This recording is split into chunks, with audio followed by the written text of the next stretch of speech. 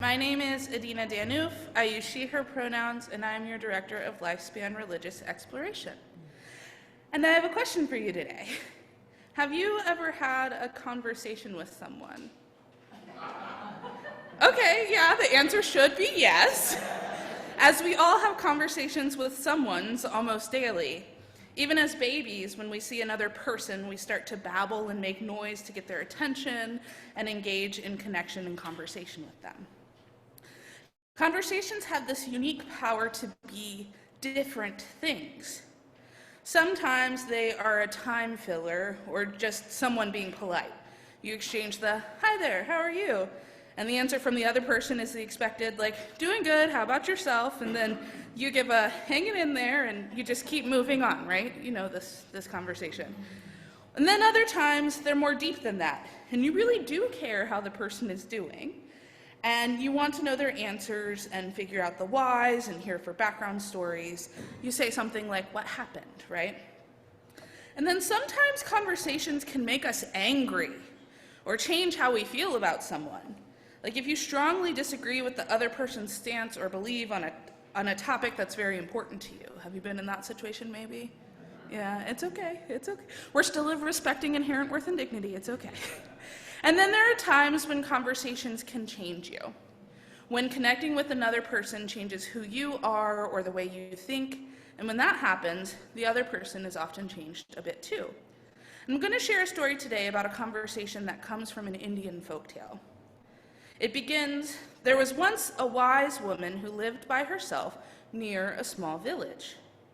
Rumor had it that she could accurately predict when the rains would come, or help heal sick children with herbs, or calm angry neighbors and help them resolve their fights and arguments. And people came from all over the land to meet her and seek her advice on matters big and small, and her reputation was such that it was said she was never wrong. Not ever. Like your parents. I'm kidding. Some of the children of the village didn't believe that it was possible to be always right. Surely she could not know everything, so they decided to test her knowledge, as children often do. First, they asked her questions about the planets and the animals and the whole world. But no matter how hard the question, she always answered correctly.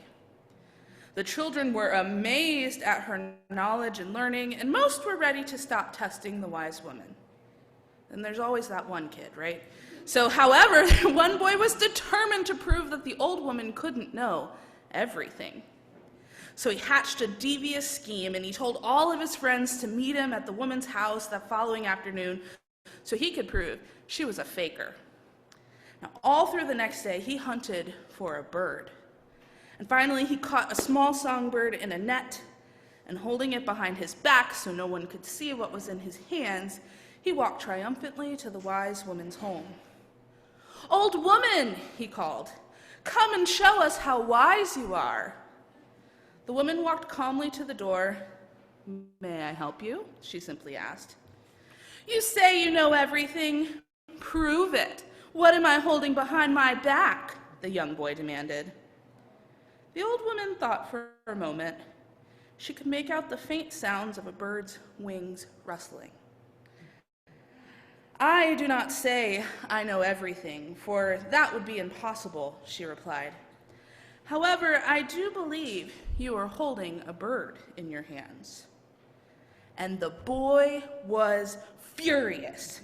How could the woman have possibly known he had a bird? And thinking quickly, he came up with a new scheme.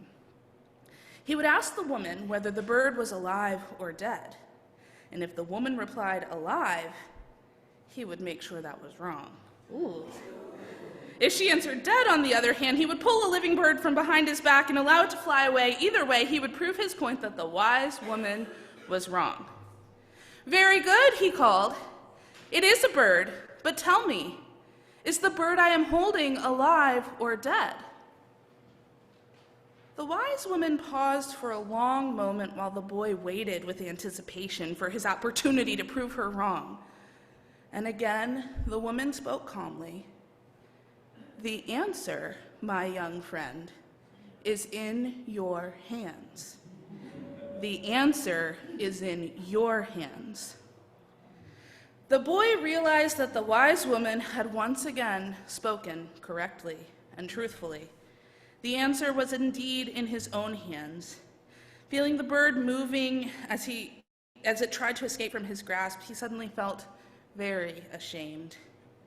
The answer was in his hands, so slowly and gently he brought his hands to the front, and looking at the bird, he apologized.